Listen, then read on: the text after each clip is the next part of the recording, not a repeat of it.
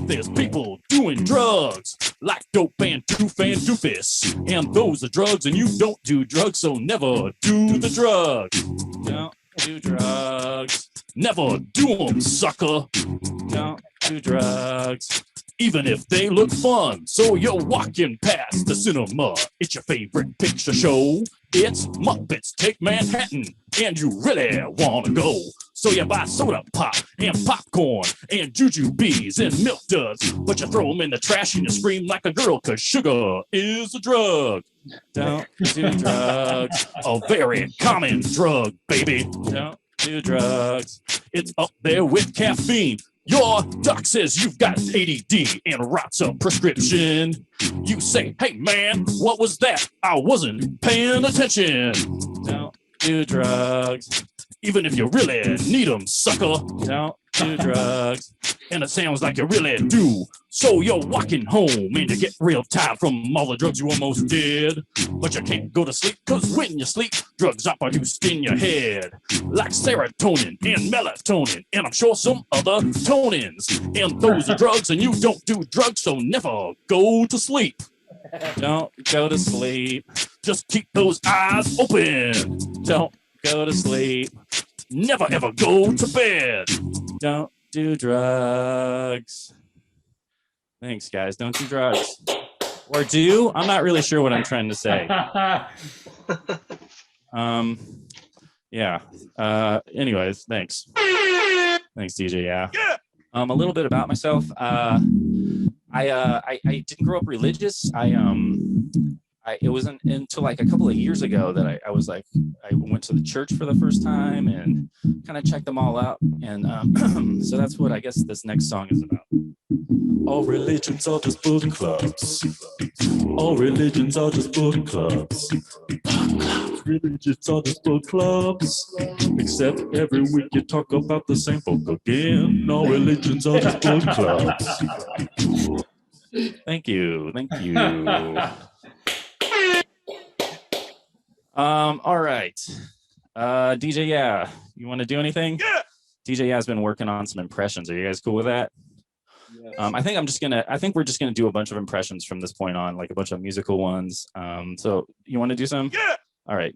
He's really good at them, you guys. Yeah. Like really good. Do some of your family members. These are so funny, you guys. You're gonna love these. Do your like little sister. Do that one. That's really funny. Yeah. It's pretty good. It's pretty good. If you knew her, that's like dead on. Oh, do your like sassy older sister. Yeah. That's like dead on. Right. Yeah. All right. They don't know them. Do like a celebrity. Let's see if we can guess it. Yeah. Nice. That's like a perfect Paul McCartney. Yeah.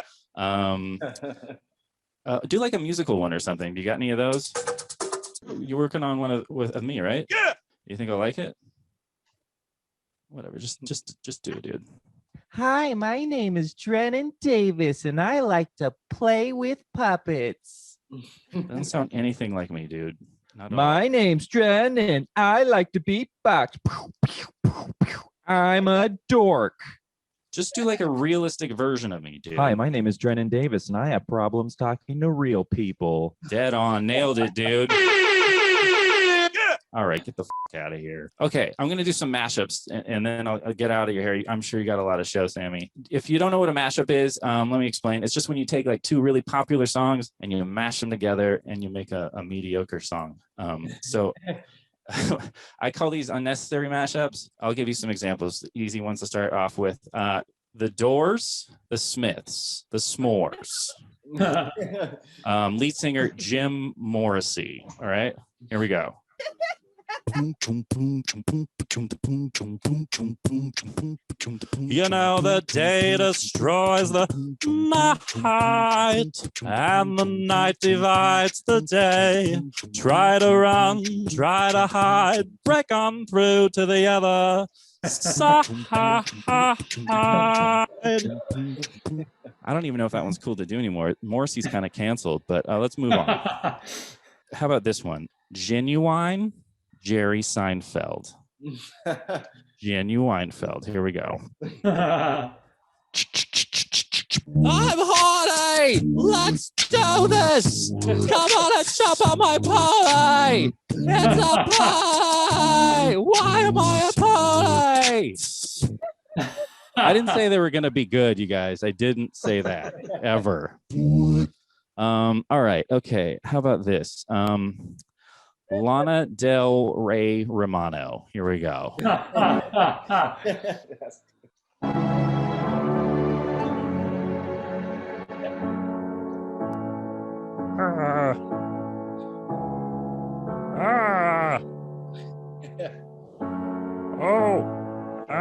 He never figures that one to come in ever. How about this? AC Decemberists. Hi.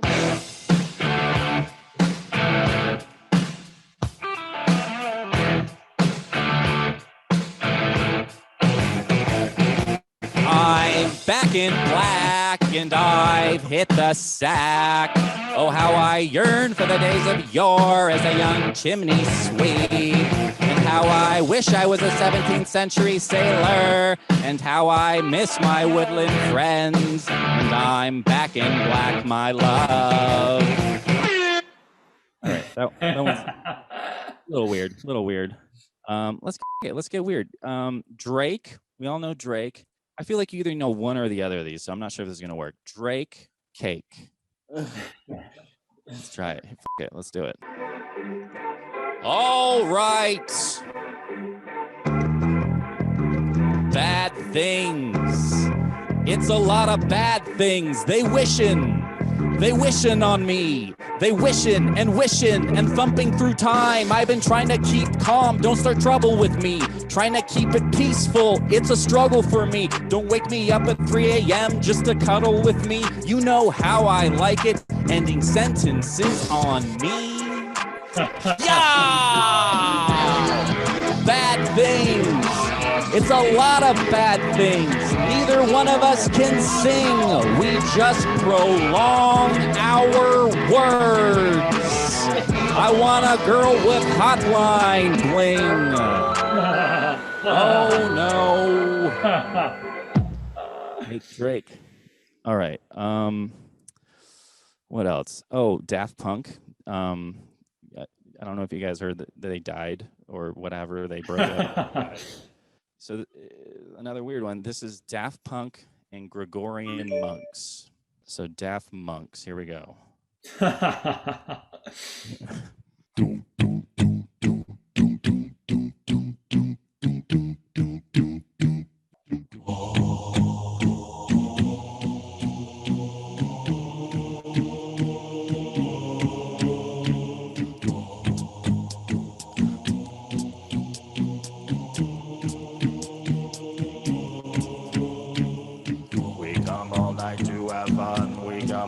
To get some, we come all night to have fun. We come all night to get lucky. We come all night to have fun. We come all night to get some. We come all night to have fun. We come all night to get lucky. We come all night to have fun. We come all night to get some. We come all night to have fun. We come all night to get lucky. We come all night to have fun. We come all night to get some. We come all night to have fun. We come all night to get lucky. We come all night to have fun. We come all night to get some. We come all night to have fun. I can't get that high.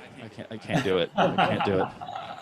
All right, I'm going to leave you there, I guess. Is that good, Sammy? Was that enough time? Yeah, that was great. I mean, if you want to do cool. another, totally fine. All right, I'll do one more. This one's a classic. Beastie Boys, Beach Boys. Oh yeah. Beachty Boys. Here we go.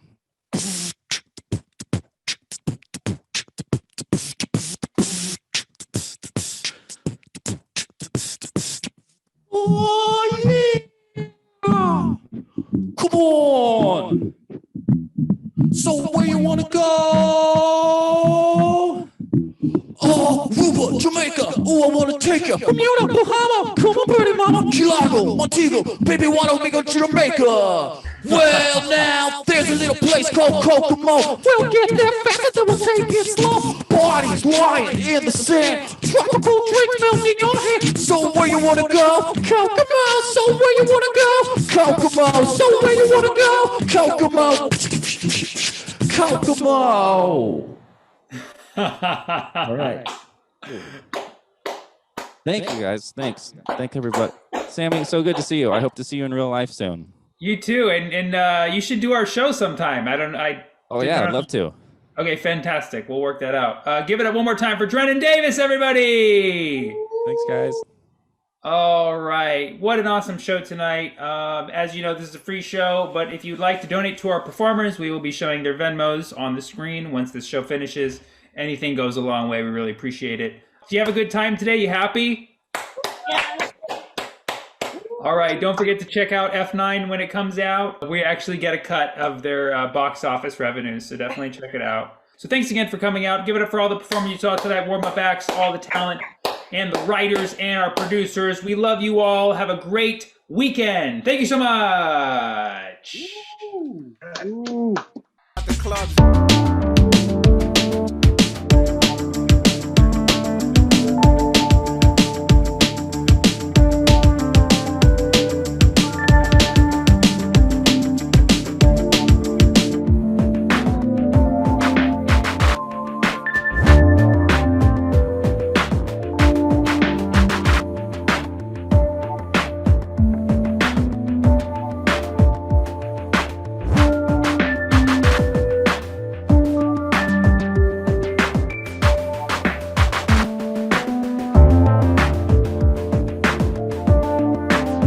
In college, I was the only Pallavi until my senior year, and then there was a freshman named Pallavi, and so my friends started calling her Hot Pallavi and me not Hot Pallavi. Wow. I was like, you didn't have to say not hot. You could have just said Pallavi. Are they still your friends? No, absolutely not. But they are friends with Hot Pallavi, actually. Welcome to some happy hour. And now your host with the food, Sandy Open. Hey, how are we doing, everybody? A lot of interesting things happened this week.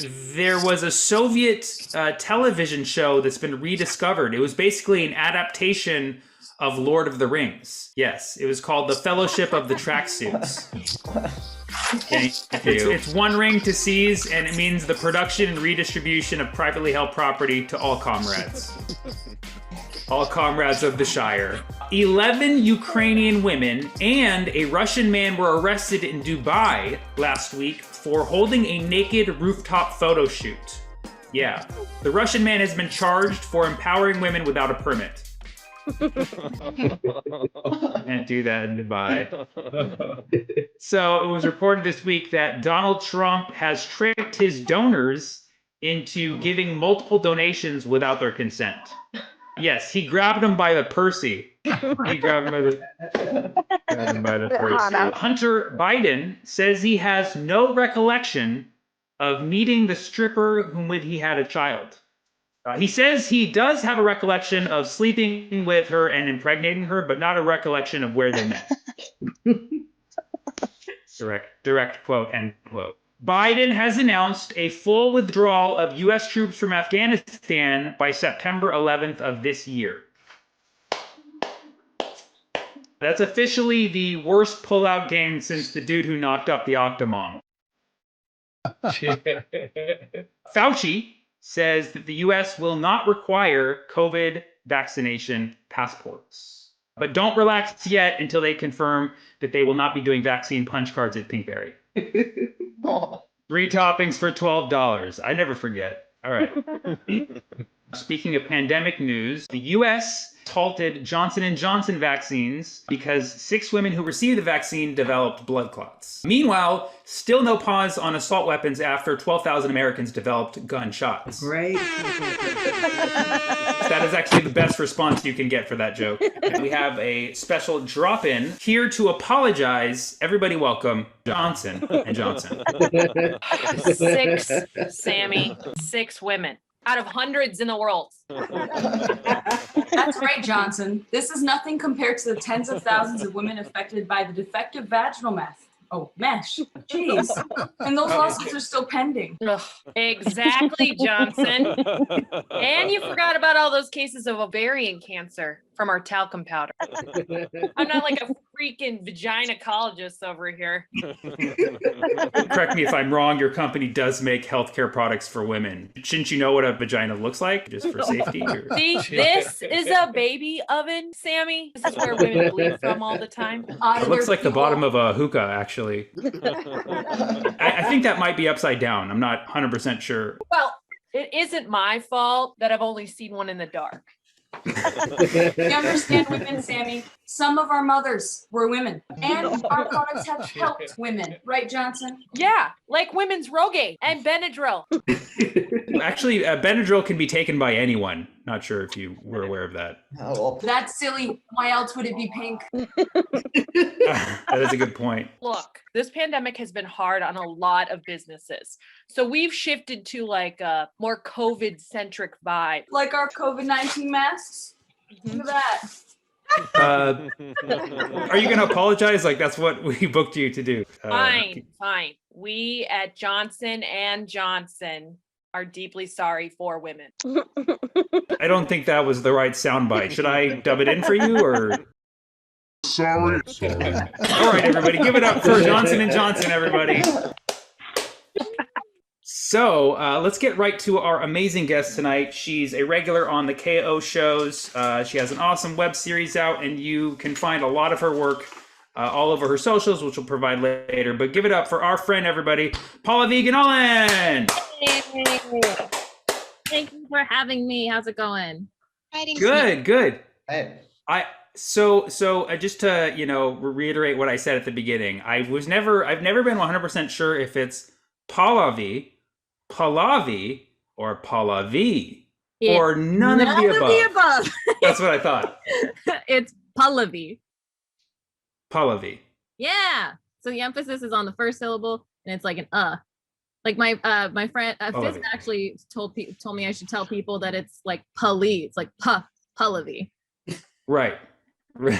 Yeah. So you have to emphasize the P. I was never sure because when a lot of people say Paula V, and it almost sounds like they're saying Paula Dean, and I'm like, no, yeah, not quite. And I don't like that. People on the phone will literally think that my name is Paula Dean, and I'm like, do I just start saying slurs? Is that what you want me to do? Play your little game here, buddy. Every time you're calling tech support, they're like, I love your cooking. No, not quite. No. And then how about your last name? What is the proper way to pronounce your last name? Gunalan. Gunalan. I love. So, I know Pallavi, it's on Zoom, but there's like a pause after I say my name, and I'm like, am I scaring him? No, it's because I'm wearing this earpiece, and there's like a 10-minute delay. It's like someone telling you how to pronounce my name in the earpiece. Yeah, I'm actually still like in real time. I'm still in the Paula Dean part of the conversation. Okay. Pallavi Gunalan. Yeah. All right, sweet. Love it. Now everybody on 3. Everybody say it. 1, Everybody say it. 2, 3. Pallavi Gunalan. All right. Oh, good. All right. We got 32 people, so just got to get 7 billion more, and we'll be good. We got it. I mean, some of those people have to be named Pallavi as well, so like it's not exactly 7 billion. That's true. It's like 7 billion minus 300,000. Yeah, I don't know, some amount.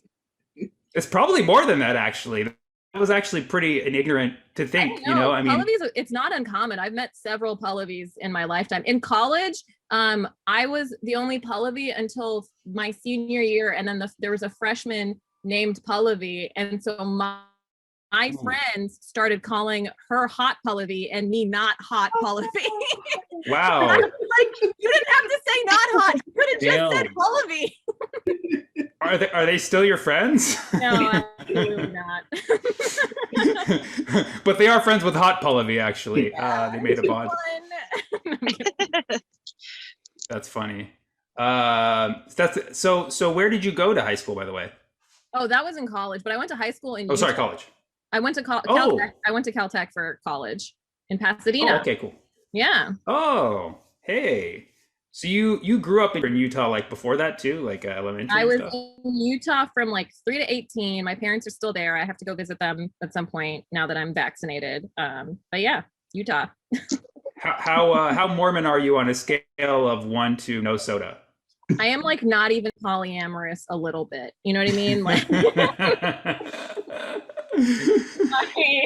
I was very that was like one of the issues growing up there. Man, you really stick out. Like if you're one of those things, you can kind of get under the radar of standing out. Right. But if you're neither, they're like, what do we do with you? So I assume like you probably didn't love it there growing up, or did you? Did you grow to love it? I think I always say that Utah is gorgeous because it has to be. Like like growing up there, I definitely felt really weird, but now I can appreciate it knowing I don't have to live there. I like go back and visit. I'm like, this is fun. Also, it's like a lot more diverse now. Like it's right. way more queer in Salt Lake City. And there's a ton of Indian people now because they have like all these California tech companies bought up all this land, and so there's now this place called like Silicon Slope in Utah, and like all these Indian people are there, and my mom's all happy she can watch Bollywood movies in theaters now. She's like, hell yeah. I think it's better. That's awesome. Yeah.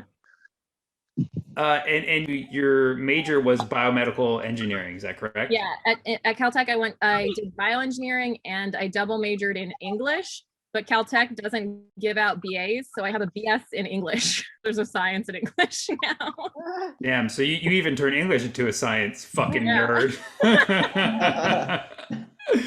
So that's awesome. So what did you want to do with the biomedical engineering? I mean, I know you did have a job. Do you still have it? I quit my PhD in biomedical engineering in December of 2019 to pursue live stand-up comedy. And then Amazing. 3 months later, everything was shut down. So I just made this like really difficult decision 3 years into my PhD after having worked in labs since I was like 13. I had like started internships like hella young, and then I was like, okay, I'm gonna take this brave step, and then everything shut down. Like that's how much the universe agreed with my parents. Is they convinced my parents started this pandemic. That's funny because me and Priyanka, we had you on our podcast in December of 2019. You still have the job, and I was just thinking like, wow, she's really got it together. No, I never once have had it together. So I understand that you're a co-executive director of a nonprofit called RespiraWorks, or am I saying it correctly? Yeah. RespiraWorks. RespiraWorks. RespiraWorks, Yeah. and you help distribute medical services, like for instance, respirators. So, well, it's we started that in March of last year. It's an all volunteer 501c3 nonprofit, and we were trying to build a fully functional ventilator for the pandemic. But then we realized it's going to take like a lot longer to get it through open source medical devices, which includes the ventilator and also a powered air a respirator. So I'm still like, I just had a regulatory meeting at 5 for it. Oh, awesome. But yeah, so we're still building it. It's to make medical devices more freely accessible, more open source, and more affordable. So like ours right now is a few $1,000s, whereas like other ventilators are like 10 to 15 grand. And we also look at supply chains that aren't used by like commercial ventilators. So, you know, when things like the pandemic happens, we'll still be able to build it out of other materials, you know? So we look at like refrigeration and automotive companies, and like the try to use the parts from them rather than from like medical companies, so that we can make it easier to build. Just to clarify, they're not made from Legos, right? That is a good idea, actually. Could I get 10%? Can you imagine the doctor, nonprofit, yeah. Doctor was like, "Oh, we could have saved him, but I just stepped on a Lego and it just took me out."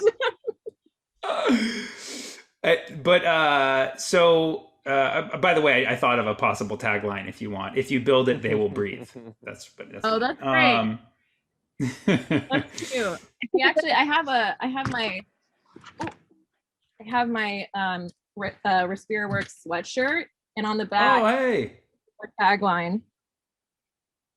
Err on the side of caution. Hell yeah. Yeah. I love it. I love it. So when you tell people about this whole, cause that you're working for, like, how do you feel about making the people you tell feel like shitty people in comparison? You know, I feel a lot of guilt about that. So I do like to tell them that I personally make a lot of terrible decisions, like quitting my PhD. And like, I actually just list my like relationship choices, because those are hard choices that I made that I now have to live with. I tell them to follow me on Twitter so they feel less bad about it, because everything I've said on Twitter, I should never have admitted to in public. So why is breathing so important to you?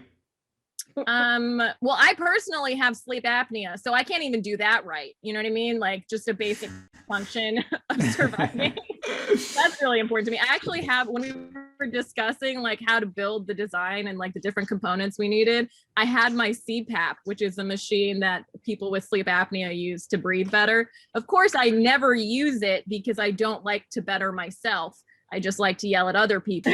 Yeah, I had it. I was like playing with it and stuff to see what parts of it we needed. So that's, yeah, breathing's pretty important to me, even though I refuse to get better at it. And I know that you have a web series called Dirty Science, where you make, science interesting, cool. Like what inspired that?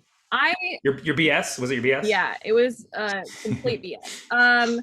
I love science and I love science communication, and I just feel like everybody talks about like teaching kids science, and I'm like, kids aren't voting. Like they're not the ones who are setting policy, right? They have some time to figure stuff out, but like adults straight up don't believe science or think that scientists are some authority figures that are trying to like punish them, or that science is unreachable or unattainable, like some sort of magic, when really it's just an acquired skill. So like a lot of people just like rebel against science.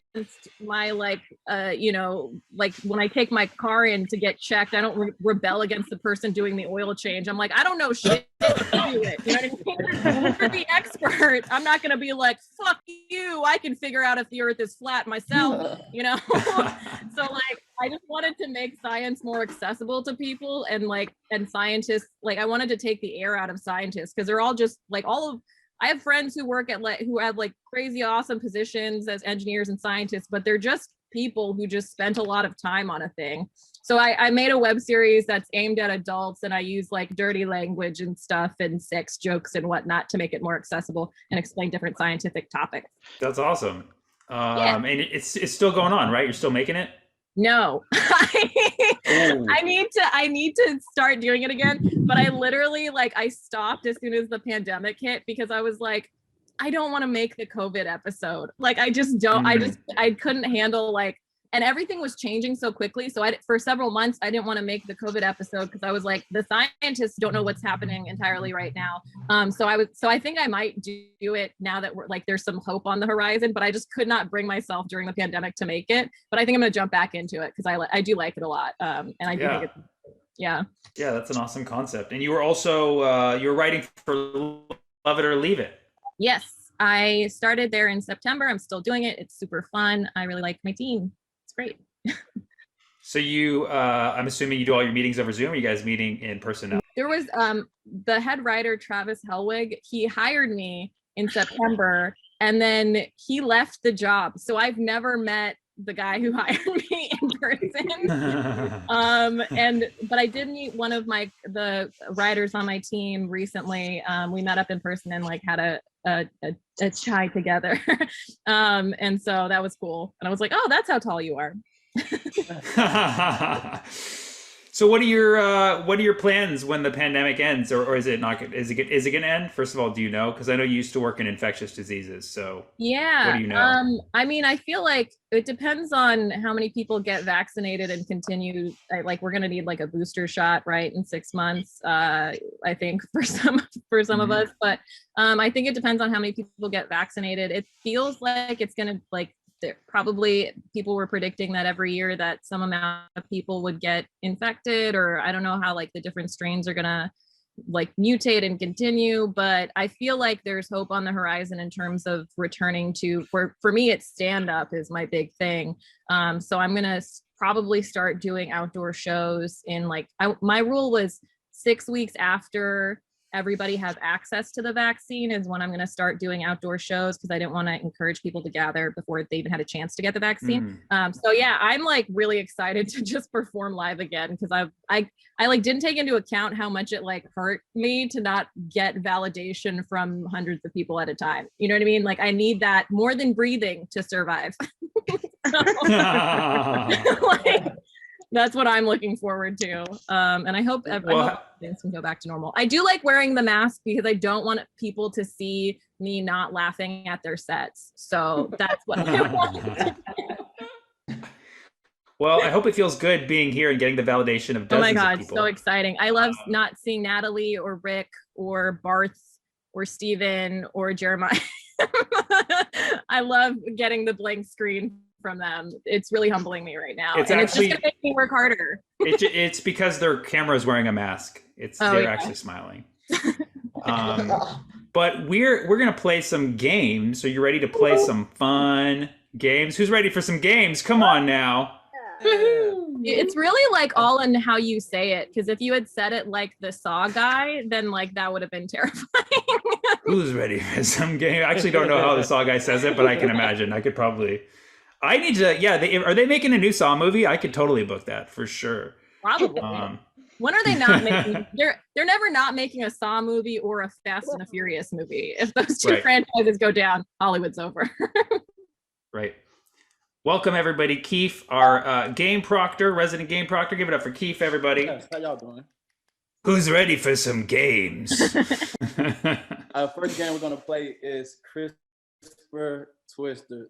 So basically the game is we're gonna show you 2 photos of an animal, person, or thing that we're genetically combining their DNA, and you must guess what the outcome would be. So an example would be a female dog added to a donkey, added to Oedipus Rex would be bitch ass motherfucker. So it's like that, and yeah. Shit. Let's go. First one is kind of easy. This is kind of a toss up. Oh, this one's easy. Is this the first one? It is the first one. Go ahead. So this is a chinchilla plus a dog. Oh, that's a chinchilla. Chill dog? Sammy, you have a guess? Oh, no. Oh, I got. Well, see, it's not. I mean, it's also a puppy. So, chill puppy, chin. Yeah. Actually, I didn't. Yeah. I actually got it correct. It is a chili dog. Chili dog. Oh, chili dog. Chili dog. Yeah. Chilla dog. Chalupa. Yes. Oh. Next one, please. So we have a toad added with a camel. Camel toe? Are you allowed to swim them? Yeah, it should be that. Yeah, it doesn't have to be in order, does it? Can I guess camel toe for everyone from now on? Yes. Okay, Yes, you can guess camel all toe. I'm thinking about up here. And it's camel, and it's past tense of camel. It's camel toad. You got camel toad. Girl, you got camel toad.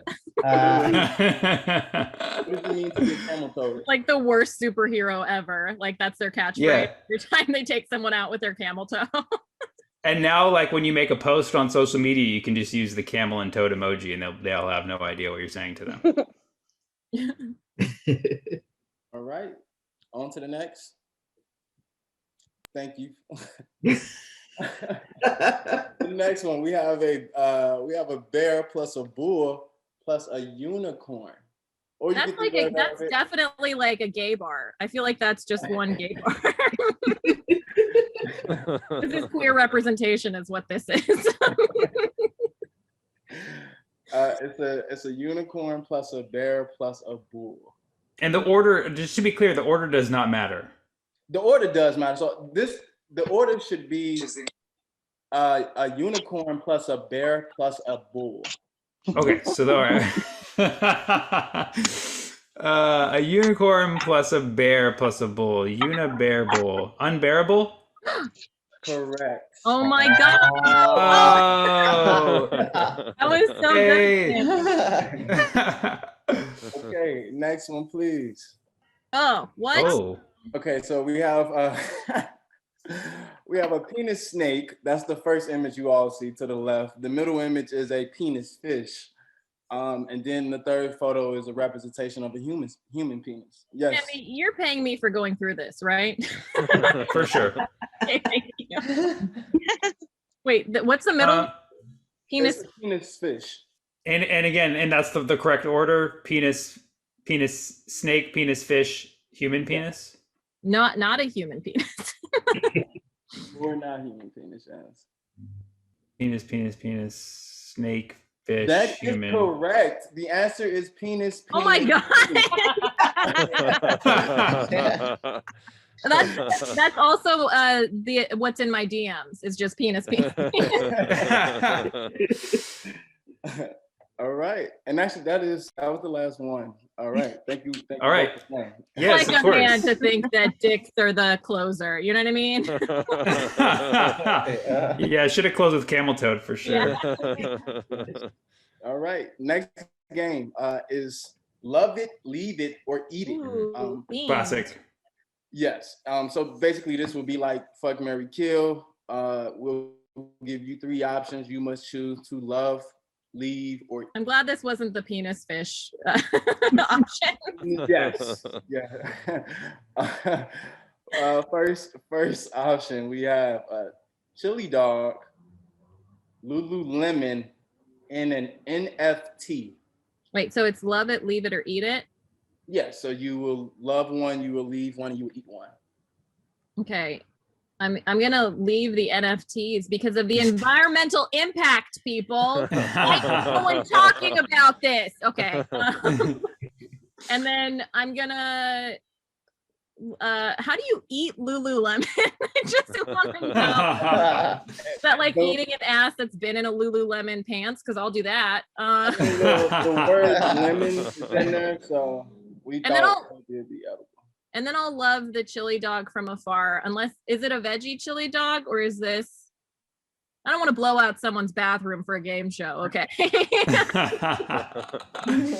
Not vegan at all. Not at all. Okay, then I'm gonna love the chili dog from afar and eat an ass that's been in a Lululemon pants. Great. Sammy, do you have a preference on which you would love, leave, or eat? Yeah, I'm gonna eat the NFT again to save the environment and just prevent it from being put into the ocean somewhere. And I'm going to leave the chili dog, and I'm going to love me some Lululemons. Right. Right. Second, we have love, leave, or eat. John Lewis, Army Hammer, or Mike Pence. Love. Okay, I'm gonna eat Army Hammer before he eats me. It's eat or be eaten with him. I'm gonna leave Mike Pence because we're done with him now. He's over. We're moving on. And then I'm gonna love John Lovett because what else can you do with him? You know what I mean? Just a classic comedy guy. He's just trying to have fun, you know? Adorable face. Yeah. Sammy? I am gonna love Mike Pence because that guarantees me being in a relationship where I won't have to worry about him wanting to love me back. I'm going to eat John Lovitz because look at that glow. He's clearly got some good phytochemicals going on in there. And then I am going to leave Mr. Hammer. Oh, wow. Okay. All right. The eating Army Hammer before he eats you, that's the one that I would have chosen too. All right. Last one. We have Flat Earthers, Fred Durst, and Pall Mall cigarettes. Love, leave, or eat. What? By the way, I've never had Pall Mall cigarettes. What is like the characteristic about them? What do we know about them? I do not know much about Pall Mall cigarettes. I've never. Okay, they're just a regular brand of cigarette. They're just an off-brand or whatever. They're like they're a trash ass brand of cigarettes. Oh, okay. Trashy cigs. They're delicious. JP says they're delicious. All right, JP, give it up for the opener, everybody. Is this also a joke, JP? No.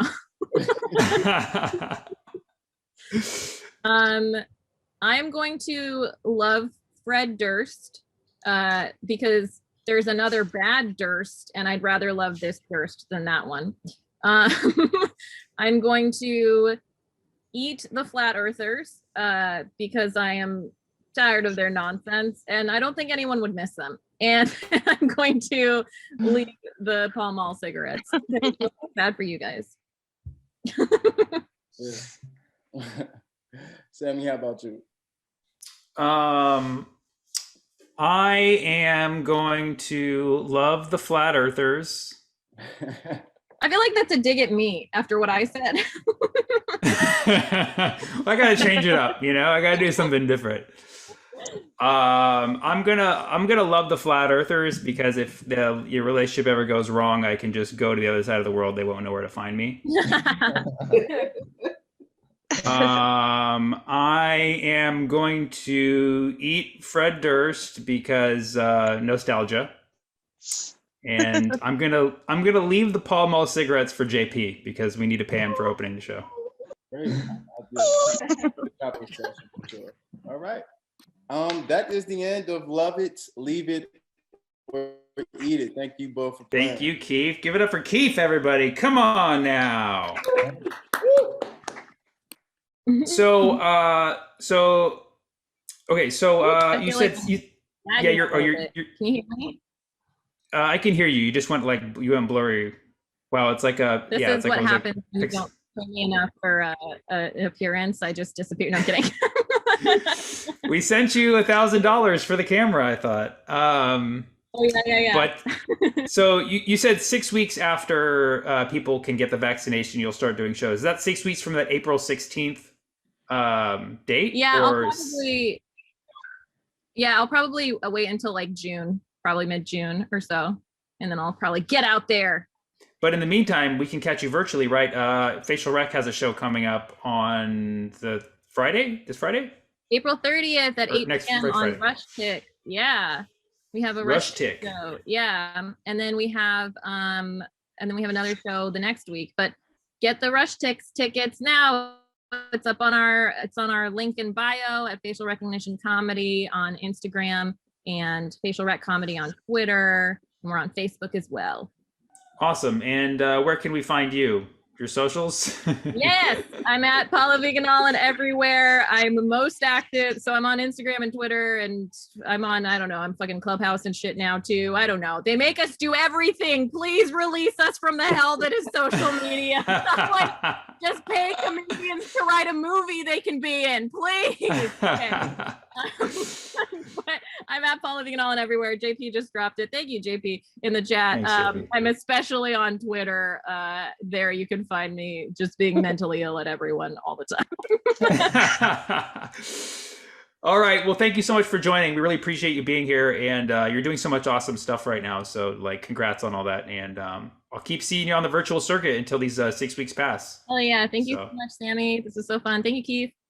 Thank you. All right, give it up for Paula V, everybody. Thank you for coming by. So now we have an amazing musical guest for you today. She's out of the Philly area, and she's a singer-songwriter, founder of the indie rock band called Black Cat Habitat. Everybody give it up for our friend, Rachel McCullough! Hello. Okay. All right. So yeah, my name is Rachel, and it's awesome being here with everybody. And I noticed that I'm not the only one who is subscribed to Roy Wood's a Twitter feed. So it's nice to know that there's other Roy Wood Jr. Fans out there. And so these songs I'm going to play, the first one I'm going to play is called Somebody Brought You Home. It's from the album Jam the Signal, and it's kind of an ode to a little girl. I stutter sometimes. Okay.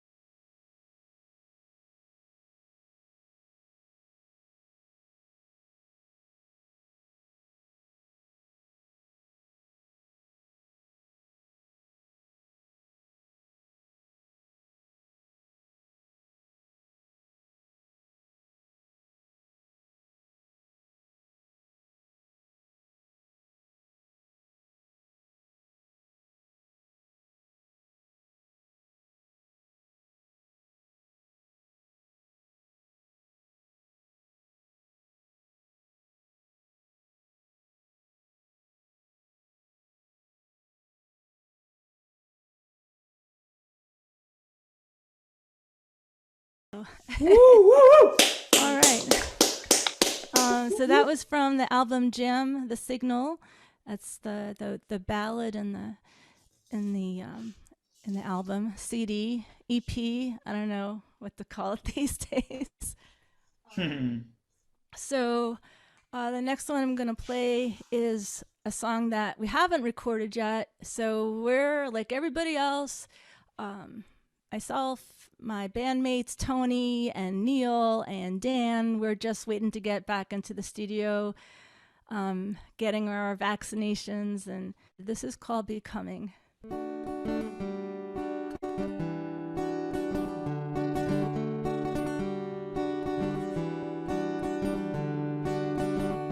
Every night I fall away. Don't know why I should stay. There's nothing for me here anyway. Last night I fell away, but you're not the one that holds me back, and you're not the one I'm angry at.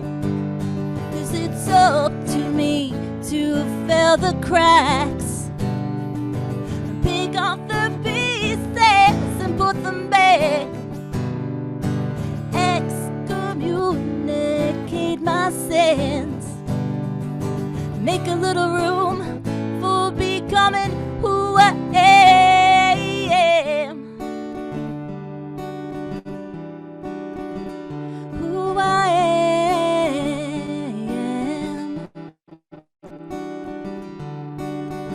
I walk here alone. I'm still looking for my home. I never felt like I belonged. Drawing my blood from your stone, but you're not the one that holds me back, and you're not the one I'm angry at.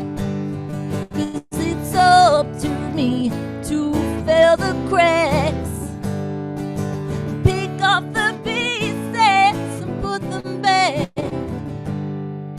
communicate my suffering, make a little room for becoming who I am. I'm not giving up the battles that I've won. I'm not taking off my guard to put it down. And I'm not forgetting the lessons that I've learned. I know that happiness is earned,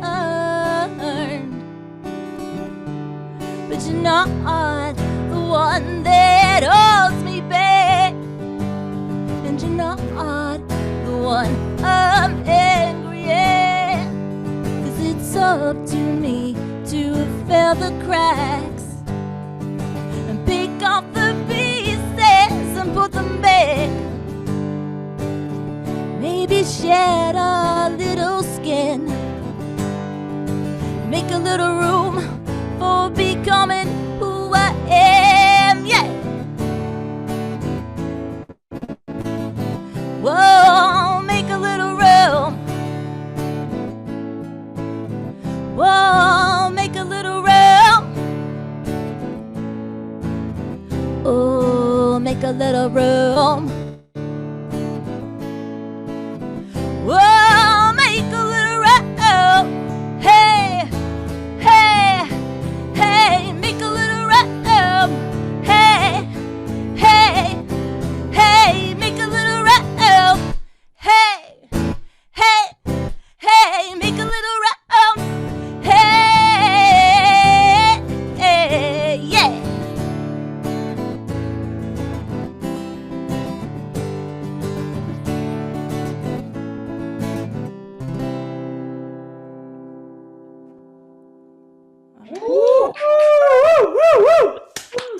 Thank you so much.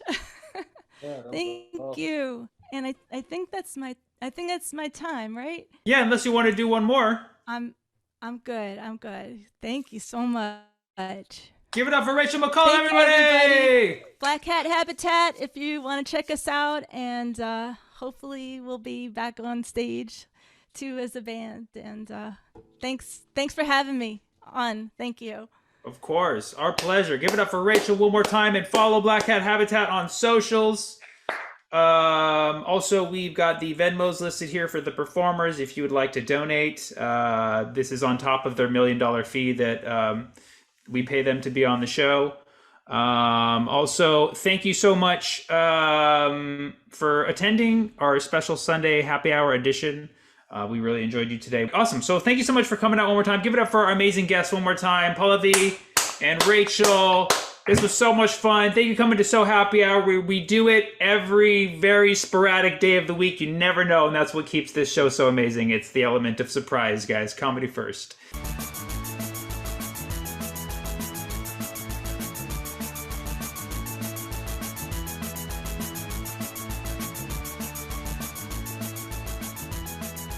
¡Venga por mí! ¡No se tarde en llegar! ¡Cobarde! I'm gonna come. Well, it was a great week for ExxonMobil.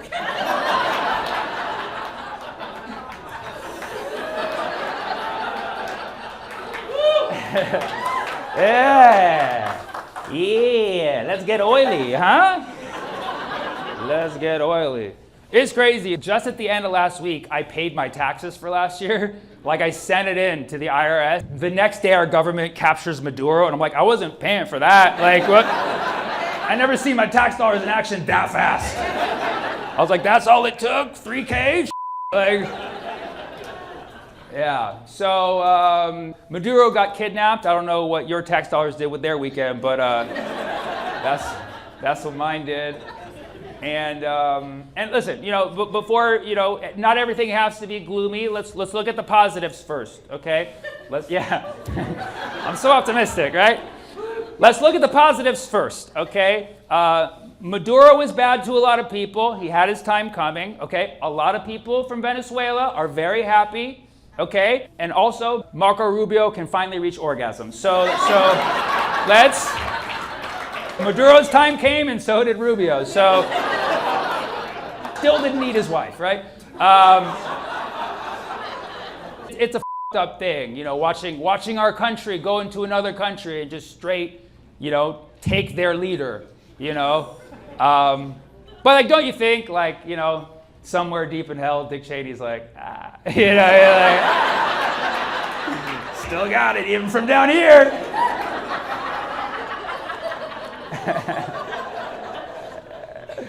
Sorry, that was a dick joke. I'm usually pretty clean. Just last week, Maduro released a video. He's like, come and get me, man. Come right here. I'm right here. Come and get me. Then the next day, he's like, all right, they got me. It was just like it was so fast. It was so fast. He literally did fuck around to find out. I'm just quoting the philosopher Pete Hegseth. In a literal statement he made. But yeah, no, they straight took Maduro. And here's the thing about Maduro. Maduro was not great to a lot of people, okay? He did try to work with the United States, despite what the narrative says. He did say, hey, I'll give you guys some oil. I'll give you guys some gold. What do you want? He's like, take the oil, take the gold. We're like, no, we want all that shit. And so we took him. And then he's like, take my wife too. And then we took his wife. I know a decent amount of history and geopolitics, but to be honest, I do not know a lot about Maduro, okay? I really just know that he liked to dance a lot, okay? That's every video I saw of Maduro, he was just always like dancing. I was like, this guy looks like fun. Are we sure it's this guy? And you talk to Venezuelans, they're like, yeah, that guy's a f***ing asshole, but he can dance, you know what I mean? He can dance. I mean, and that's why you see all these AI videos now of him like in handcuffs, but he's still like dancing. Just because someone can dance well doesn't mean they're a great person, okay? Trump dances too, but he does his thing like this, you know? Honestly, I don't like violence. I don't believe that things needed to be sorted through like means like this, you know? So really, I would have appreciated if Trump and Maduro just had like a dance-off, you know what I mean? And then we're both like, all right, take them both. Take them both. And then Trump came out and bragged about it. He's like, we got Maduro, he's from Venezuela. You know what I mean? He really chooses the words he wants to pronounce. He's like, we have Venezuela. We're now gonna run Venezuela. In Caracas, he calls it Caracas. It's like, it's Caracas, dude. Or just call it crack ass with your crack ass. Venezuela.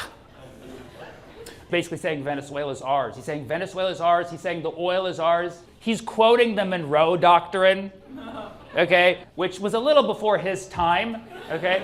For those of you who don't know, the Monroe Doctrine basically stated that the United States has the right to, or has the duty to, I mean, we decided this, to protect the Americas, including South and Central America, from European colonialism. That's what the Monroe Doctrine meant. It meant to protect the Americas from more European colonialism, because after, the 17th, 18th century, motherfuckers be colonizing, okay? And so we're like, stop with the colonizing, and that's what the Monroe Doctrine was. It was written by Marilyn Monroe, look it up, and it was the Monroe Doctrine, okay? I know things. And so Trump comes out, he's like, yeah, we had to take Venezuela, it's in the Monroe Doctrine, Marilyn Monroe wrote it. And yeah, that's not what it is. The Monroe Doctrine is to protect the Americas from more colonization, not colonize them. He's like, the Monroe Doctrine gives us the right to Venezuela and Colombia and Greenland. Like, that's not even, man. It's crazy that he thought this is something we would like. He's like, we just got Maduro, pretty cool, huh? This is pretty cool. It's like, no, it's pretty coup. That's what it is, okay? It's a coup d'etat, right? He's like, yeah, this is what you wanted. Yeah, you wanted. We got Maduro. This is what you wanted. You want us to get Maduro, right? It's like, no, we want you to get Bibi, motherfucker. That's the one we want you to get.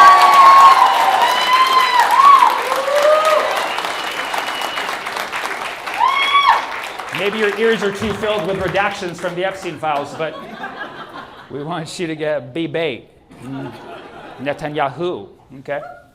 All that said, a lot of people are very happy about this, okay? You can't deny that a lot of Venezuelan people are genuinely happy about the fall of Maduro. And I'm urging Americans, please, I'm urging you, don't tell Venezuelans how to feel, okay? Please, just don't. I don't give a f if you know more than them, okay? Just because we're American, right? I don't give a f if you think you know more than them. The reason why we're upset with the way this happened is because we don't want to be dictating what other countries do. So don't do it yourself. You know what I mean? Don't tell them how to feel, okay? Listen to what they have to say at this time, because I have a lot of liberal and progressive friends who are just like, no, like Maduro was a good guy. It's like, you don't know that, okay? Don't judge a man by his dance moves only, okay? My liberal friends like over-pronouncing his name. But Nicolas Maduro was such a great guy for Venezuela. Nicolas Maduro is my boy. It's like, no, you don't really know him, okay? And people are saying, listen to Venezuelans, and some people are saying, yeah, but which Venezuelans? Yes, okay, we can look at which Venezuelans happen to be swaying one way or the other, but it's not unanimous, okay? The fact of the matter is 60% of the Venezuelans who now live in the United States are happy that Maduro fell, okay? Which makes sense, because they left. They probably didn't like him in the first place. Maybe they had family members who had issues with the whole regime, so it makes sense. Still only 60%, meaning there's still 40% who are like, you could have stayed, So there's that, okay? But if you look at Venezuela, this is the information that I think most people need to know. 30% of people in Venezuela were actually for Maduro falling, okay? That's a lot of people, and yet, honestly, if you go around America, which I have, based on vibes alone, I'd say about 60% of America would be totally fine with Trump going. You know what I mean? Right? And obviously, probably like 95% in this room, maybe 99, I don't know. I don't check before you guys come in, but probably 60% of Americans would be totally fine with Trump going. And so can you imagine if in the middle of the night, Putin came, brought his old KGB homies back, and they went and they took Trump. They're like, Melania, you can stay. And they took Trump and just straight took him to Moscow. If that happened, you have to be honest. If you saw the warplanes come in, bomb Mar-a-Lago a little bit, and then just take Trump in his boxers in the middle of the night, walking, but you see these explosions, and you did learn that, people were killed and injured. The next day, you'd be a little shocked. You'd be like, I didn't know other countries could do that to us, You'd be a little shocked. You'd be a little scared. Be like, if they can do that to him, who can they do that to? Okay? But you'd also look at it and be like, huh. You would, You know, like, you wouldn't be like, oh, you'd be like, well, let's move on. It's Tuesday. Business as usual. You know? You think you saw Venezuelans celebrate Maduro fall? Can you imagine what the streets would look like after the orange guy goes? Yeah, I mean, we'd paint those streets orange as dude. Like, in his memory. And I'm sure me saying this feels up to, like, how dare you suggest somebody come and kidnap the president of the United States? That's so evil. That's what I'm saying. It shouldn't be done to anybody. That's what we're saying. You follow international law. Follow international law. Follow the laws of the international. We don't all have to act like Israel, guys. Okay?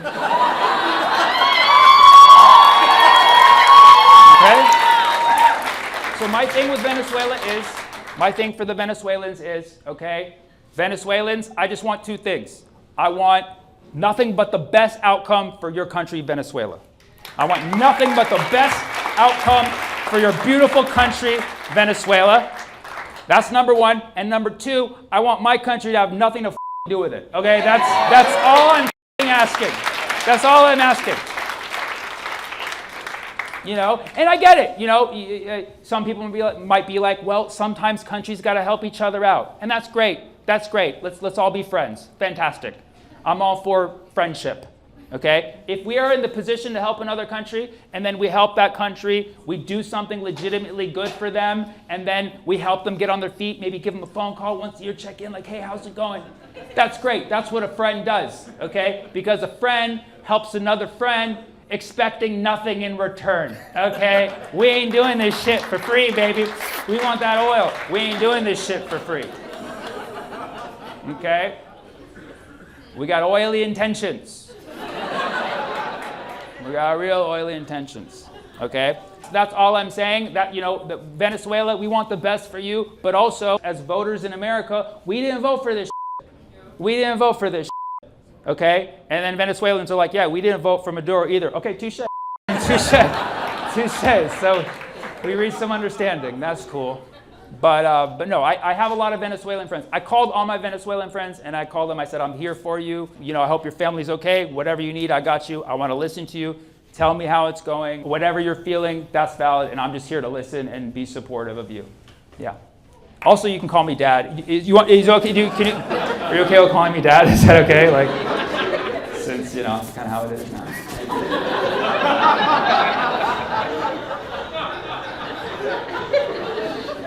Thank you guys for taking that well. The rest of you are like, this is not cool. So yes, I wish nothing but the best for Venezuelans. However you feel is valid. I know nothing. I don't live there. And so whatever you feel is more important than how I feel as an American. At the same time, okay, we can't help but remember Iraq, okay? Someone's alarm is going off at the perfect time because it was like, Iraq, ding ding ding, 2003 is calling, ding ding ding ding ding ding, it's Iraq. Saddam, pick up, Saddam. Can you pick up Saddam? And so, yes, anybody with a decent memory cannot, you know, help forget Iraq or any of the other 100 countries that we've done this to. Yes, while we're happy watching people legitimately rejoice, we're also worried about what potentially happens next, as it did in Iraq. And so, you know, we hope for the best. Don't project anything negative, okay? But a lot of us are just scared, waiting to see what Venezuela ISIS looks like. And I know you're like, how could ISIS get to Venezuela? Israel's so far from it. They'll find a way. They'll find a way. They'll find a way.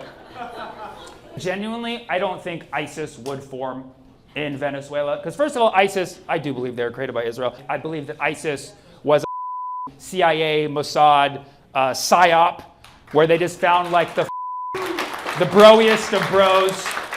They just like, you know, skimmed Andrew Tate's following and gave them all black suits. And we're just like, you guys, here's some guns, talk shit about women all day. That's all ISIS was. It was just a bunch of bitter dudes who held women down all day. And I just don't think that could happen in Venezuela because Latino women, yeah, I mean, I just don't think. I don't think y'all gonna let that shit happen. Can you imagine day one of Venezuela ISIS? No, the you come back home 6 o'clock. We're concerned about that because we know what our country wants, okay? We want the 300 billion barrels of oil lying underneath Venezuela. It's 300 billion barrels. And we're trying to act right now, oh, we'll just be there for like a year. Oh, you're gonna get 300 billion barrels in a year? What are you gonna do, a billion a day? You can do a billion a day with a few days off here and there? That's impossible. To get 300 billion barrels of oil, we're gonna have to be there for 300 billion years, okay? It's a lot of, I don't know a lot about oil extraction, but listen, it's gonna be some time. But they don't just have oil, they have gold. They have a ton of gold. They have oil and gold. Basically Diddy's two main accessories. They have, everywhere he went, this gold chain, Johnson & Johnson. Just oil and gold, baby, oil and gold. And a ton of minerals too, man. And Venezuela is loaded with natural resources. Some of the highest valued natural resources in the world. So it's almost surprising that it took us this long to swoop in. But that's just, the CIA has its timing, The CIA is like a creepy guy who stays in the friend zone. Just waiting for that right day. Just like, she's about to go through this breakup, watch. She's gonna trust her trusted friend, Stan. Except the only difference is in this case, the guy in the friend zone actually orchestrates and carries out the breakup. This is just how it is, just another day in our oligarchy, okay? Yeah, that's cute. End of the day, this is about American imperialism, okay? It's about imperialism. You need to learn the word imperialism because it's everything that's wrong with America, okay? Aside from, a lot of our food, okay? But imperialism is a problem, and that's what this is, Yes, some people might see it as liberation, but it is imperialism, because first they take Venezuela, right? That's just imperialism. Then they take Colombia, that's imperialism squared. Then they take the island above it, it's imperialism cubed. Okay, come on. So it's just mathematics, guys. But of course, they say it's about the drugs. They say it's about the drugs. And listen, if you really do the research, the consensus is Venezuela does have a problem with cocaine and fentanyl. However, the bulk of cocaine and fentanyl that enters the United States does not come from there. And also, there's not a lot of evidence that Maduro was actually orchestrating the drugs coming here, okay? And this is a controversial topic because a lot of Venezuelans got mad at me for suggesting that it wasn't him directly, but also talk to experts. Venezuela has issues with drugs. It has issues with narco-terrorists, I guess, if you want to use that word, but there's not substantial evidence that Maduro was actually orchestrating it himself. Maduro even said himself, he's like, why would I need to sell drugs? I got all this oil and gold. You know what I mean? Yes, Maduro was probably not a great guy to a lot of people, and a lot of people suffered under Maduro. But the part of the story that we don't hear is that Venezuela was so crippled economically because of the sanctions that the United States has been putting on them for literal decades. And so at that point, Maduro is just a guy who couldn't really do shit to help his country, and it's our fault, and it's all kind of done by design. But granted, he wasn't doing a lot to stop it, okay? He wasn't doing a lot to stop it, so fine, okay? And I get having an abundance of problematic drugs around is a problem. Even if a little bit of fentanyl comes from Venezuela to the United States, that's bad. I agree. I'm not for fentanyl. I know it's a controversial statement, okay? Yes, I am against fentanyl mainly because it ruined cocaine for good, healthy, habited people like myself who just wanted the pure stuff. I just wanted the pure stuff, the pure, organic cocaine. Okay? I don't know if you know this, but cocaine just comes from plants. It's plant-based. Vegans, come on.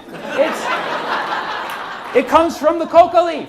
Back in the day, they just used to chew on that shit like a koala. Just coca leaf. They used to put it in Coca-Cola. you know? And the coca leaf, known by many ancient cultures, was used as a medicine. It was used to heal. You know, back in the day, it was just part of normal commerce. People would barter for it. Like, here's 2 chickens. Give me a bushel of coca. Listen, I'm making up how I saw it, you know? But then, like any other drug, it became a business. And so the people involved in the business of making the cocaine found ways to cut corners, started to cut corners, found ways to enhance it, adding things to it to make it easier to sell and to make more profit. And that's when it became a problem. And, you know, a lot of the things that, you know, went into cocaine, some were more problematic than others, right? Back in the day, the problem with cocaine is that it was laced with baking soda, right? The good old days, right? But like the dealers and the traders would put baking soda in it because it would fluff it up and make it easier for them to sell so they could make more money, because they would put the baking soda in it to be less potent, but it would still be the same price. You'd have to pay like an arm and a hammer for that shit.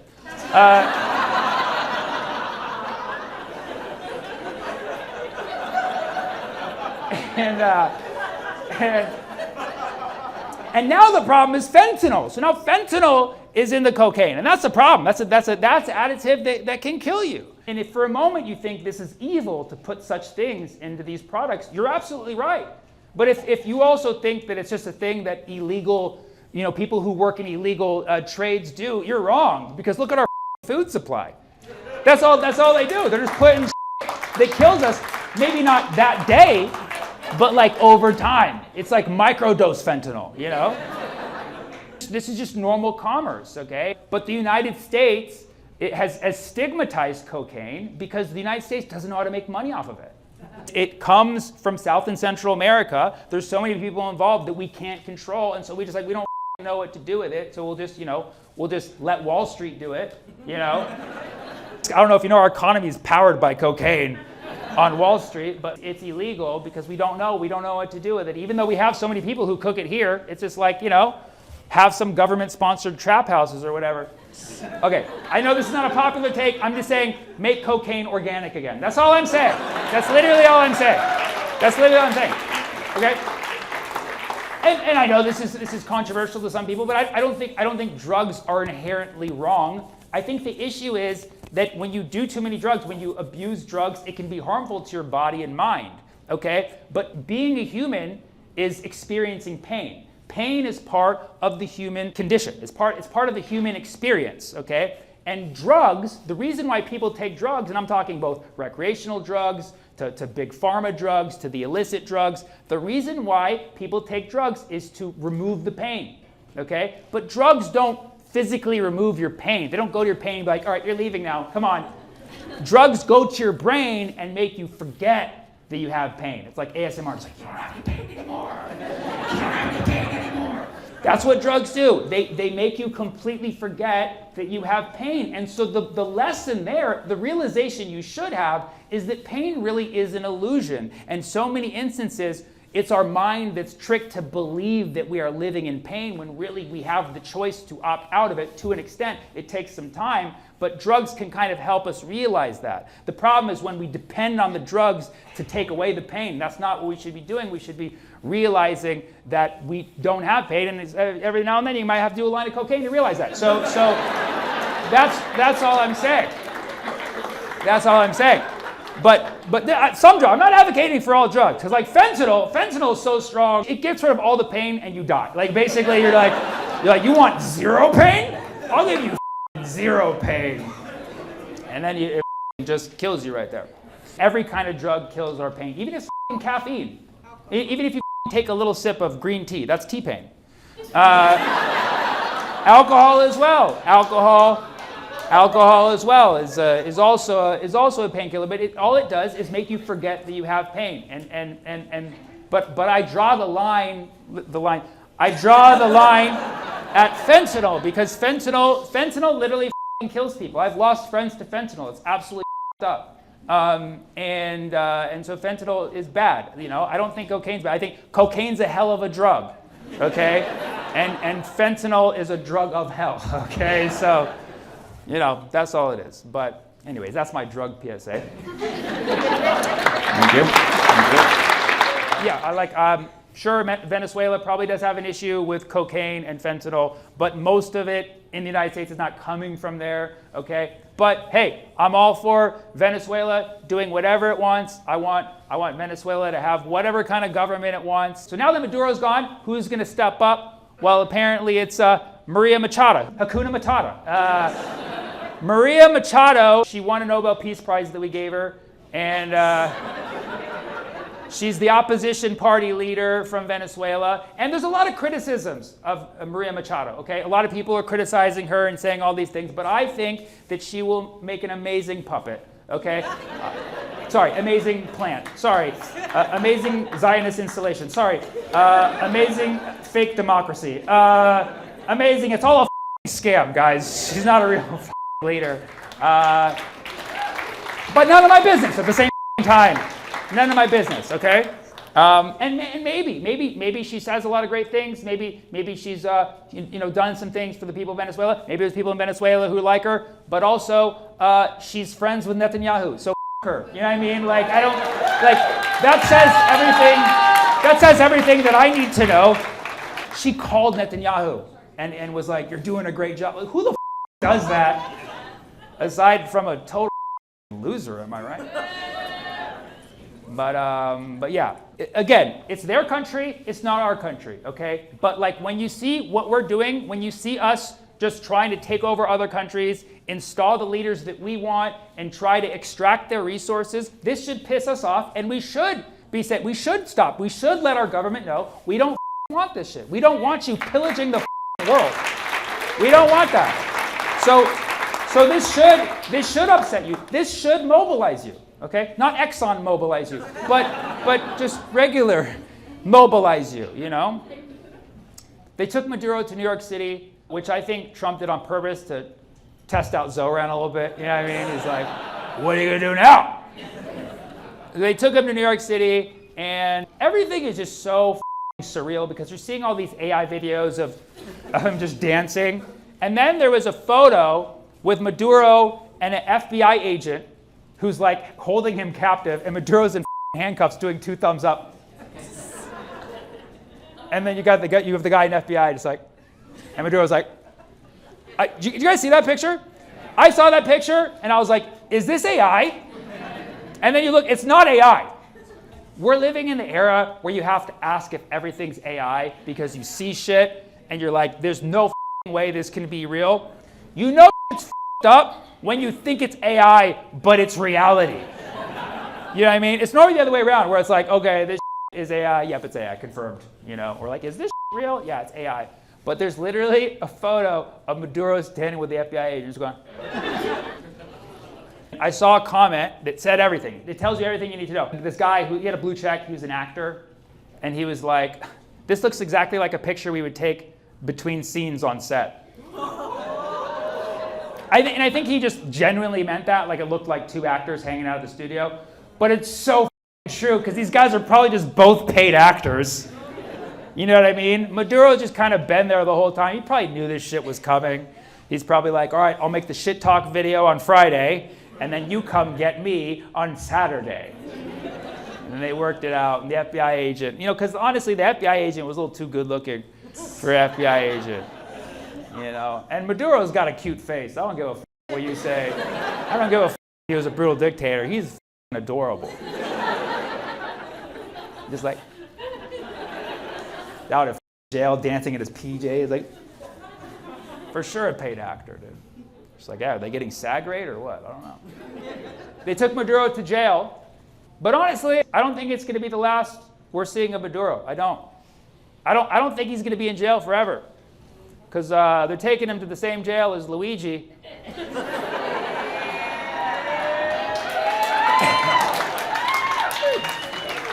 For the record, we're not asking Maduro to be released. We're clapping for Luigi here. But they took him to the same prison as Luigi and Diddy.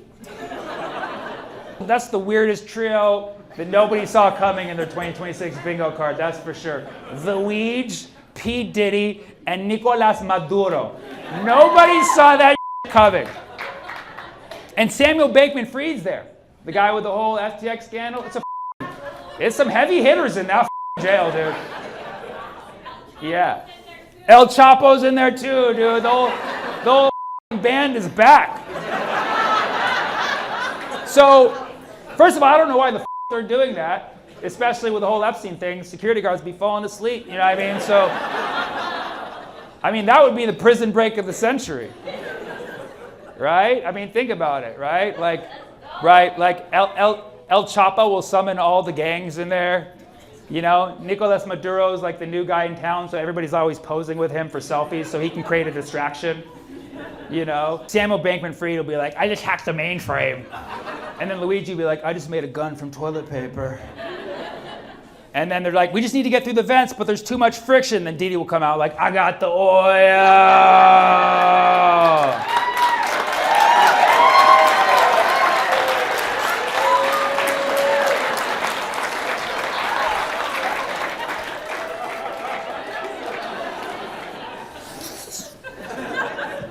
The moral of the story is all you need is love and lubrication. So.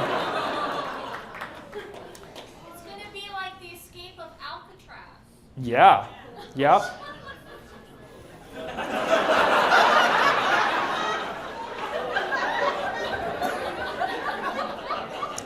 I should have said it like that. It's going to be like the escape of Alcatraz. Yeah. Yeah, no, I mean, you know, they did that shit. What? They're waiting for Holiday? Which one? Oh, they're waiting what? Khamenei? Oh, who's Khamenei? Oh, Khomeini. Yeah. Sorry, I forgot we were in America. They're waiting for Khomeini. It's Khomeini. They're waiting for Khomeini, yes. How long will they be waiting? How many days? Thank you, Vegas. I love you guys. I'll see you next time. Take care.